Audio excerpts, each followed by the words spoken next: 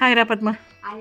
ఏం రా ఈరోజు భోజనాలు? అన్నము, ముల్లంగి వంకాయ సాంబారు, పప్పు సాంబారు, రాగి ముద్ద, చిక్కుడికాయ తాలింపు, దోసకాయ ముక్కలు, పొడియాలు, వేసనకాయ చట్నీ, రసము, పిసారు, స్వీటు, తాంబూలము, అరటిపండు, మంచిది. ఓకే అమ్మా, వెరీ గుడ్. ఇంకా వీళ్ళైతే మన యూట్యూబ్ ఛానల్ చూసి బెంగళూరు నుండి వచ్చారు.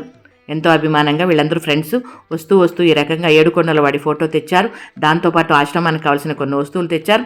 ఇంకా ఒకరోజు అన్నదానాన్ని కూడా పే చేశారనమాట. ఈరోజు మన ఆశ్రమంలో భోజనాలు ఏమి అన్నట్లుగా సరదాగా ఎక్స్ప్లెయిన్ చేశారు, అది కూడా చూద్దామా.